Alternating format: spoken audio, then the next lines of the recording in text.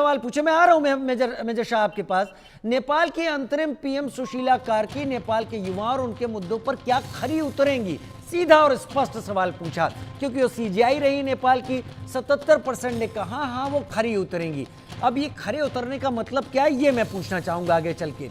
लेकिन 10% ने कहा कि बिल्कुल नहीं, अभी हालात ऐसे नहीं कि हम कह दें कि वो खरी उतर जाएंगी, और 13% ने इस पर कोई जवाब नहीं दिया।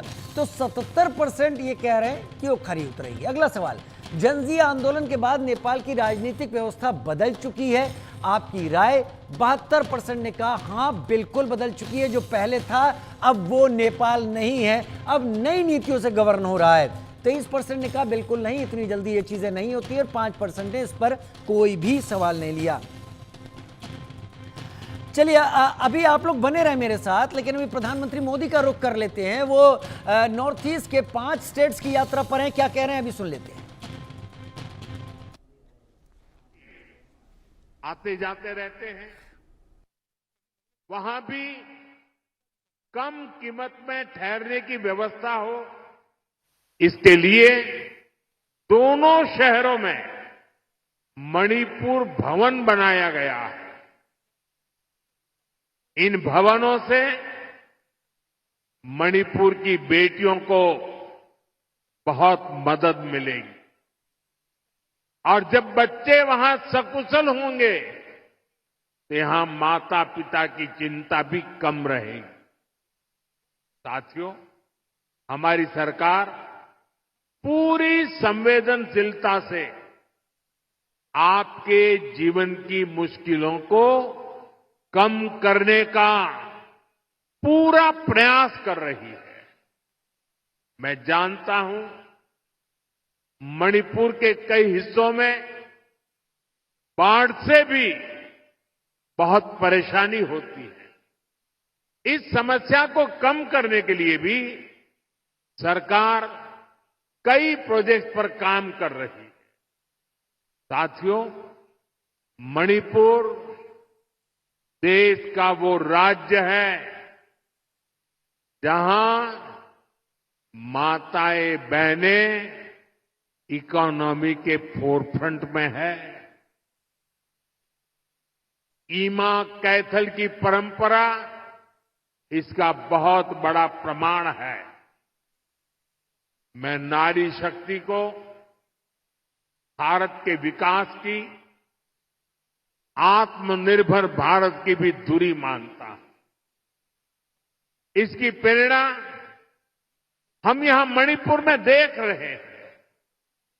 यहां हमारी सरकार बनने के बाद हमने महिलाओं के लिए स्पेशल हाट, बाजार, ईमा मार्केट का निर्माण शुरू किया था।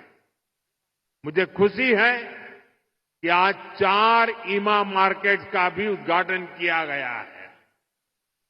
इन ईमा मार्केट से मणिपुर की बहनों को बहुत मदद मिलेगी।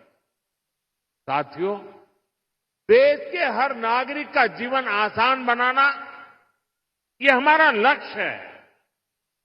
मणिपुर ने तो वो पुराने दिन देखे हैं जब यहां सामान पहुंचाना कितना मुश्किल होता था।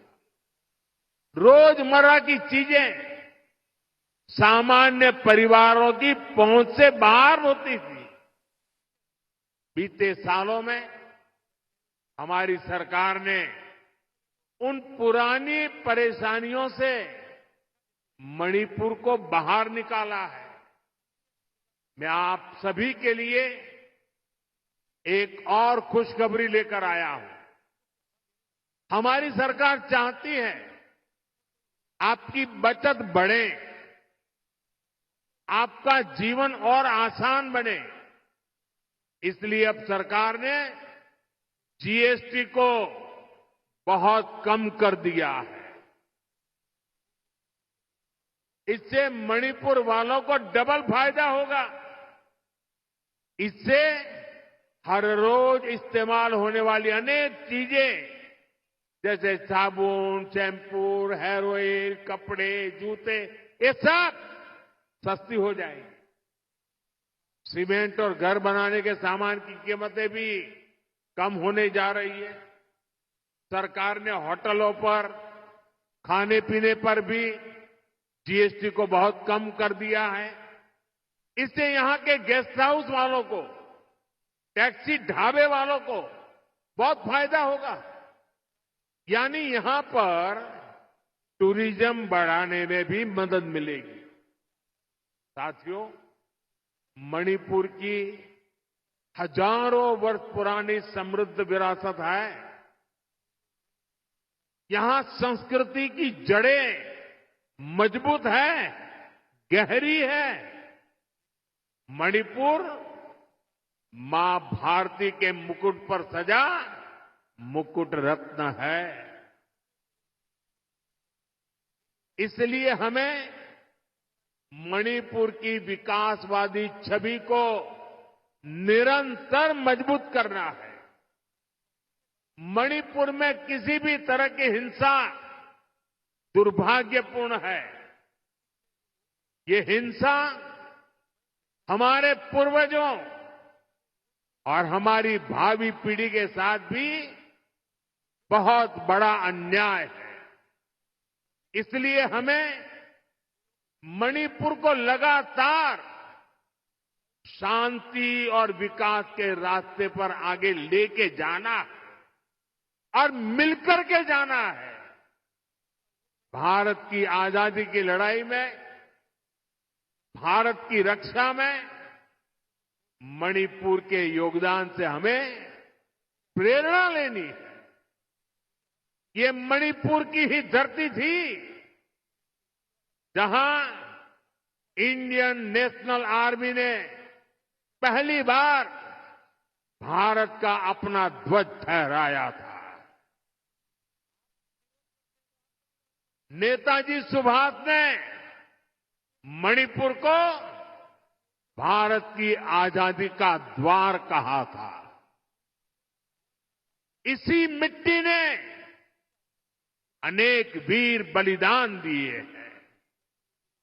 हमारी सरकार मणिपुर के ऐसे हर महान व्यक्तित्व से प्रेरणा लेते हुए आगे बढ़ रही है। हमारी सरकार ने और एक बड़ा कदम उठाया है। अंडमान और निकोबार द्वीप में माउंट हैरियट का नाम बदलकर माउंट मणिपुर रखा गया है। ये मणिपुरी स्वतंत्रता सेनानियों को भारत के 140 करोड़ देशवासियों की श्रद्धांजलि है। साथियों, आज भी मणिपुर की अनेक संतानें देश के अलग अलग हिस्सों में मां भारती की रक्षा में जुटी है। अभी ऑपरेशन सिंदूर में दुनिया ने भारत की सेना के सामर्थ्य को देखा है। हमारे सैनिकों ने ऐसा कहर बरपाया कि पाकिस्तान की सेना त्राही त्राही करने लगी। भारत की सफलता में मणिपुर के भी अनेक वीर बेटे बेटियों का शौर्य शामिल है। ऐसे ही हमारे एक जांबाज शहीद दीपक चिंगखम के शौर्य को मैं आज नमन करता हूं। ऑपरेशन सिंदूर के दौरान उनका बलिदान देश हमेशा याद रखेगा। साथियों, मुझे याद है कि साल 2014 में जब मैं यहां आया था तब मैंने एक बात कही थी। मैंने कहा था कि मणिपुरी संस्कृति के बिना भारतीय संस्कृति अधूरी है और मणिपुर के खिलाड़ियों के बिना भारत के खेल भी अधूरे हैं। मणिपुर का नौजवान तिरंगे की शान के लिए जी जान से जुटने वाला नौजवान है। उसकी पहचान को हमें हिंसा के काले साए में दबने नहीं देना है। साथियों, आज जब भारत ग्लोबल स्पोर्ट्स का पावर हाउस बन रहा है, तब मणिपुर के नौजवानों का दायित्व और भी अधिक है। इसलिए तो पहली नेशनल स्पोर्ट्स यूनिवर्सिटी के लिए भारत सरकार ने मणिपुर को चुना। खेलो इंडिया स्कीम और ओलंपिक पोडियम स्कीम से आज मणिपुर के अनेक खिलाड़ियों को प्रोत्साहन दिया जा रहा है। मणिपुर के युवाओं के लिए यहां आधुनिक स्पोर्ट्स इंफ्रास्ट्रक्चर भी बनाया जा रहा है। पोलो को बढ़ावा देने के लिए यहां दुनिया की सबसे ऊंची पोलो प्रतिमा के साथ मार्जिन पोलो कॉम्प्लेक्स स्थापित किया गया है। यहां के ओलंपियंस को सम्मानित करने के लिए ओलंपियन पार्क भी बनाया गया है। कुछ दिन पहले ही सरकार ने नेशनल स्पोर्ट्स पॉलिसी खेलो इंडिया नीति इसकी घोषणा की है। इससे आने वाले समय में मणिपुर के नौजवानों को बहुत अधिक फायदा मिलेगा। साथियों, मणिपुर में शांति और स्थिरता आए, यहां के लोगों के हित सुरक्षित रहे, जो कैंपों में रहने को मजबूर है उनका जीवन फिर पटरी पर आए, इसके लिए हमारी सरकार निरंतर काम कर रही है। सरकार द्वारा विस्थापितों के लिए 7,000 नए घर स्वीकृत किए गए हैं। हाल ही में केंद्र सरकार ने मणिपुर के लिए लगभग 3,000 करोड़ रुपए का विशेष पैकेज भी घोषित किया है।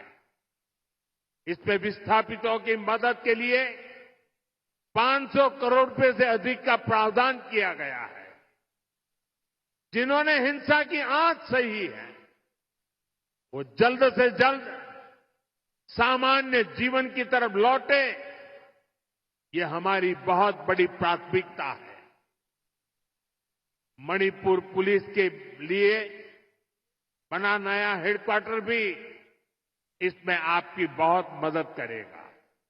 साथियों, आज मणिपुर की इस धरती से मैं नेपाल के मेरे साथियों से भी बात करूंगा। हिमालय की गोद में बसा नेपाल भारत का एक मित्र है, करीबी दोस्त है। हम साझा इतिहास से जुड़े हैं, आस्था से जुड़े हैं, साथ मिलकर आगे बढ़ रहे हैं। मैं आज नेपाल में अंतरिम सरकार की प्रधानमंत्री के रूप में पदभार संभालने पर 140 करोड़ भारतवासियों की तरफ से श्रीमती सुशीला जी को हार्दिक बधाई देता हूं। मुझे विश्वास है कि वे नेपाल में शांति, स्थिरता और समृद्धि का मार्ग प्रशस्त करेगी। नेपाल की पहली महिला प्रधानमंत्री के रूप में सुशीला जी का आना महिला सशक्तिकरण का वह बहुत उत्तम उदाहरण है। मैं आज नेपाल में ऐसे हर एक व्यक्ति की सराहना करूंगा जिसने ऐसे अस्थिरता भरे माहौल में भी लोकतांत्रिक मूल्यों को सर्वोपरि रखा। साथियों, नेपाल में हुए घटनाक्रम में एक और बात विशेष रही है, जिसकी ओर लोग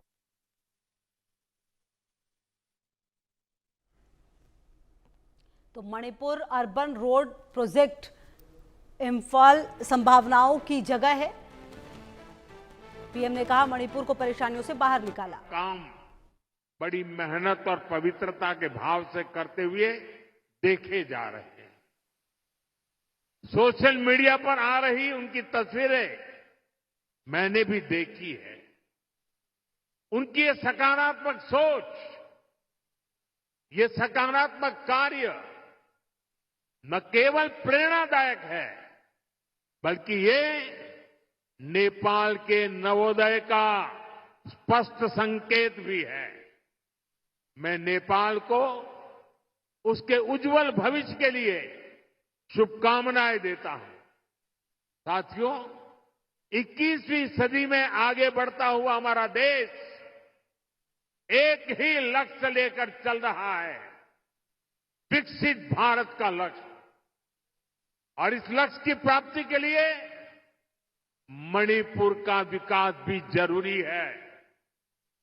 हमारा मणिपुर असीम संभावनाओं से भरा हुआ है। विकास के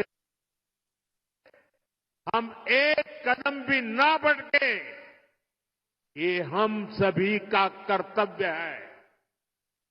मणिपुर के पास सामर्थ्य की कोई कमी नहीं है। जरूरत इस बात की है कि हम संवाद का रास्ता निरंतर मजबूत करें। हमें हिल्स और वैली के बीच सौहार्द का एक मजबूत सेतु बनाना है। मुझे विश्वास है मणिपुर देश की ग्रोथ का एक बहुत मजबूत सेंटर बनेगा। एक बार फिर आप सभी को इन विकास परियोजना की बहुत बहुत बधाई देता हूं।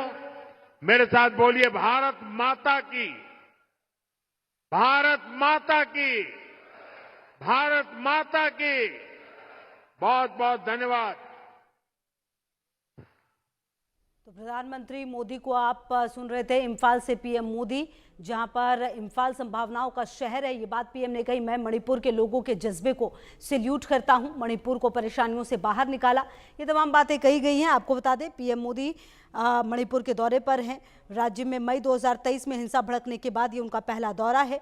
पीएम ने इम्फाल और चुराचांदपुर में 8,500 करोड़ से ज्यादा की विकास परियोजनाओं का शिलान्यास और उद्घाटन किया।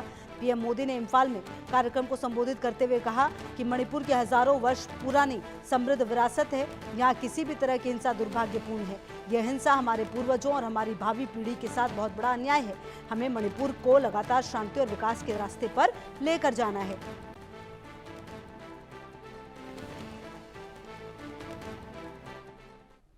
और चलिए आगे बढ़ते हुए खबर जम्मू कश्मीर से है, जो आपको बता दें सुरक्षा बलों को बड़ी कामयाबी मिली है। अखनूर के गरखल इलाके में संदिग्ध ड्रोन मिला है।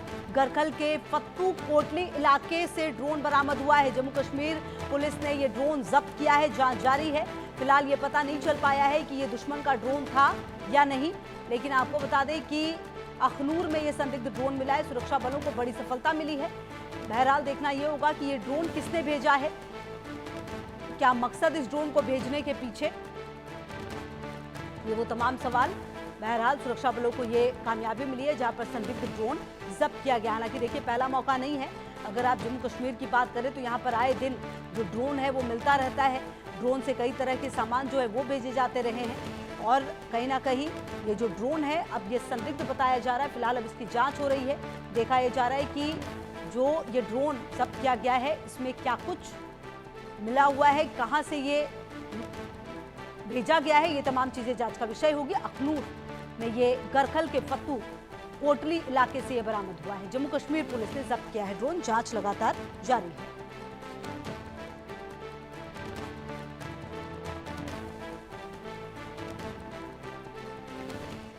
आपको बताएं महाराष्ट्र के नासिक